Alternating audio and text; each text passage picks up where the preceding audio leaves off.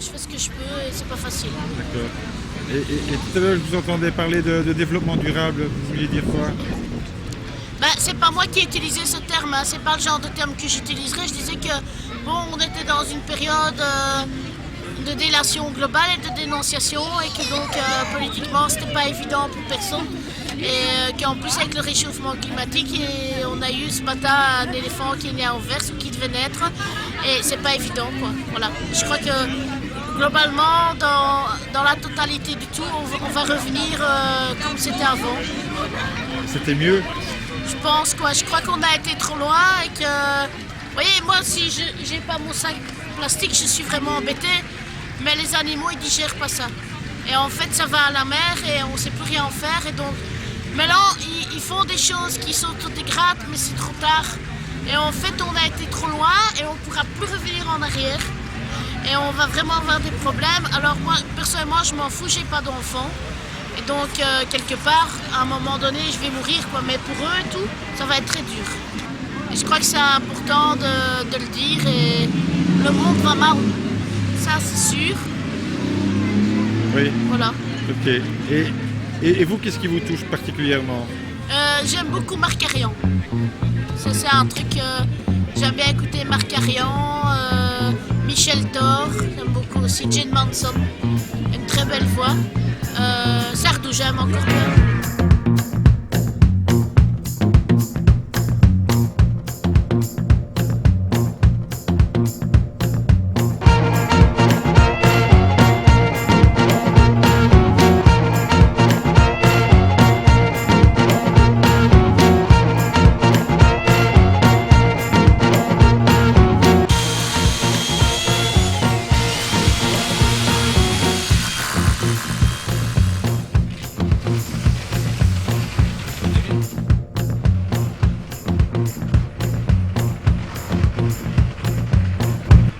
Mon nom est Claude Renner, je suis entrepreneur en éco-construction, en éco-rénovation depuis 25-30 ans.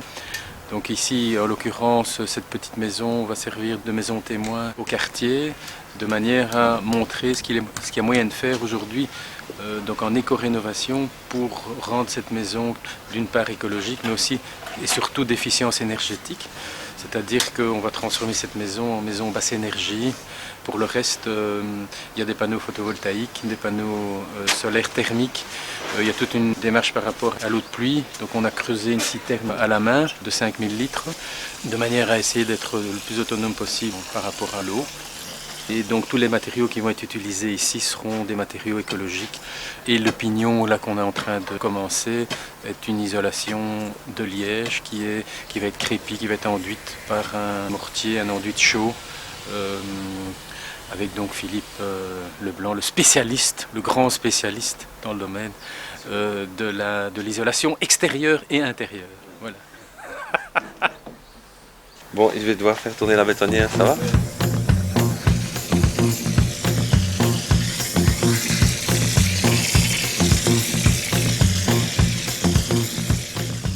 Avec le comité de quartier du coin du Balai, on aurait envie de proposer une démarche de quartier durable pour les 450 maisons, si je ne m'abuse, du quartier du Balai. Donc on a déjà fait un ensemble de démarches comme des achats groupés pour panneaux photovoltaïques. Et donc ici, on essayera de mettre en route avec Philippe et d'autres personnes une démarche où on pourra proposer des achats groupés d'isolants naturels, donc une petite entreprise pour pouvoir isoler les toitures, les pignons, les façades avant, arrière, extérieures. De faire en sorte que donc ces maisons s'inscrivent dans une démarche d'efficience énergétique durable, et de faire en sorte donc que le chauffage urbain de chaque maison émette le moins possible de CO2.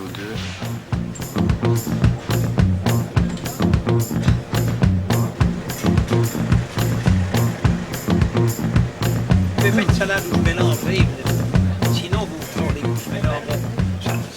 Il faut garder la caractéristique de chaque tomate. Eh bien, tout simplement, pour moi, le développement durable, c'est le développement qui permet à tous les êtres vivants de trouver leur vraie place dans l'hémisphère planète, quoi. Et tous les êtres vivants, c'est depuis la plante la plus basique jusqu'à l'être humain le plus fou, je dirais. L'agenda 21, oui, je pense. C'est les communes qui sont en train d'étudier la façon de diminuer les émissions d'énergie, enfin les emplois d'énergie, etc. Et donc chacune fait son plan pour déterminer comment y arriver. Je crois qu'ici à Boisfort, on a étudié les bâtiments communaux. Et aussi, ils ont ici, dans l'agenda 21, ils ont introduit la thermographie. Ma maison a été thermographiée. Ah ben voilà, tout s'explique. Voilà. Okay. Je voulais juste savoir si vous savez ce que c'est que l'agenda 21. Non, Non. Et le développement durable. un peu. Oui. Voilà. Mais l'agenda 21 sert à promouvoir le développement durable au niveau de la commune. Ah bon, d'accord. Voilà. Pendant tout le 21e siècle. Et c'est pour ça que ça s'appelle l'agenda 21. Ah ben c'est bien. Je sais, j'aurais appris quelque chose aujourd'hui. Ok. Merci. Au revoir.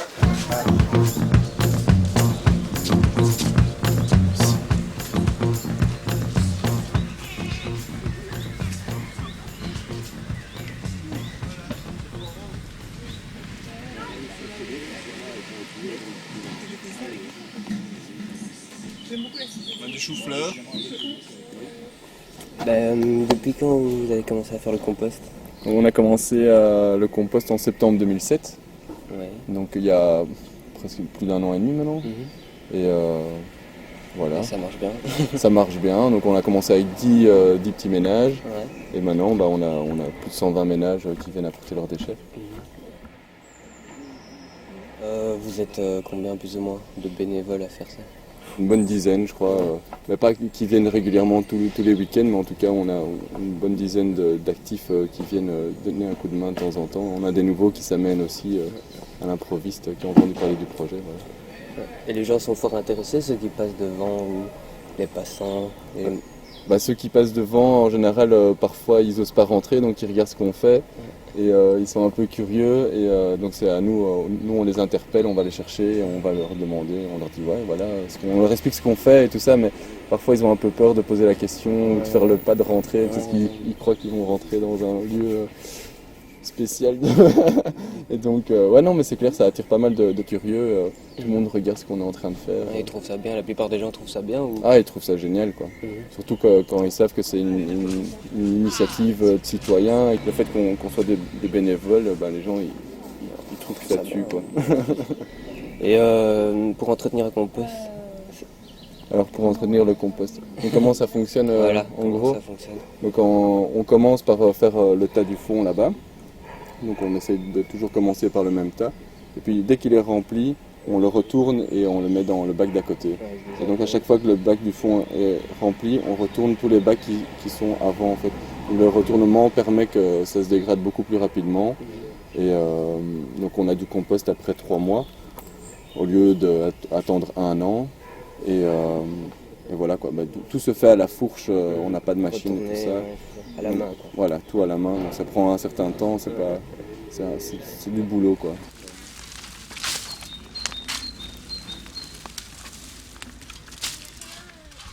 Jessica Merlin, c'est la prof de Sacha. Oui. Jean Messon. Voilà. Ici, on va ici. Parce que j'étais dans le chemin. C'est parce que j'étais dans le chemin. Depuis le début. Ok, c'est-à-dire il y a combien de temps? De l'année d'avant. Il y a 1 an et des mois. C'était au mois de septembre. Au mois de C'est ça. fin septembre, Ok. au début octobre. Et qu'est-ce qui vous a motivé à venir ici? Pour la nature d'abord. Oui. Et après, parce qu'il y a moins de poubelles à mettre dehors.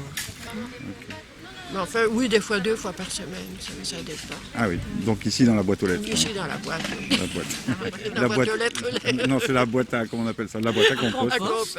Ouais, c'est ça. Ok, merci beaucoup. De rien, au revoir. Au revoir.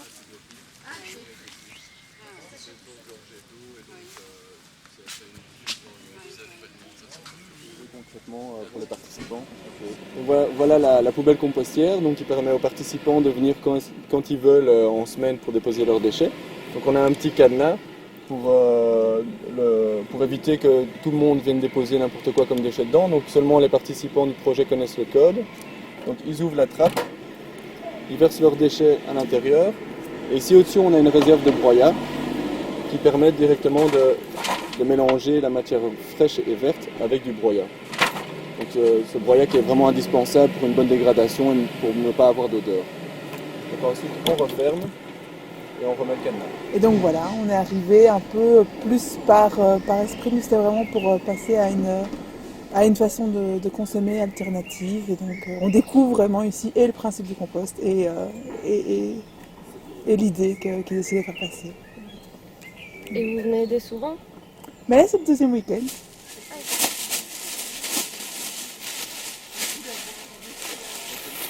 Je viens ici tous les dimanches. Tous les dimanches? Depuis longtemps? Ah oui, depuis le début. Depuis le début? Ah, donc vous avez découvert directement quand Oui, ils ont j'ai commencé. reçu une petite brochure. Et comme il habite ici. Alors, on rend des services? Ce qui m'a particulièrement intéressé, c'était en hiver, quand il a fait très froid. On voyait la fumée monter. Vous voyez, il y a un thermomètre là. Et en hiver, quand vraiment il y a des températures en dessous de 0, ça fait comme une petite vapeur qui montait alors que tout le monde avait froid.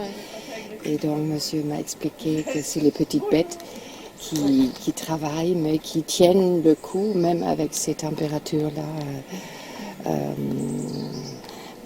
Je crois qu'il a dit que c'était 80 degrés, quelque chose comme ça, à l'intérieur du compost. C'est intéressant.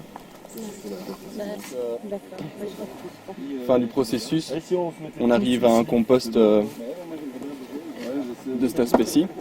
Donc ça c'est le compost tamisé et donc c'est ce qu'on donne gratuitement donc aux participants.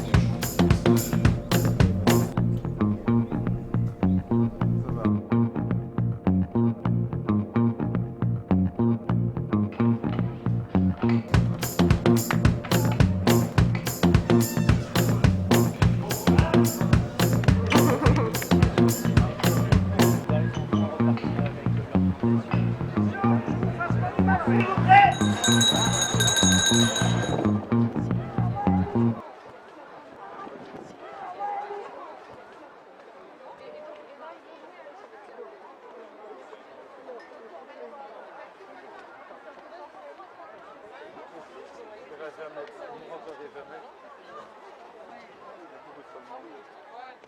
Je dis, c'est difficile pour moi à un moment donné d'arrêter de vivre avec du plastique. J'ai une dépendance au plastique.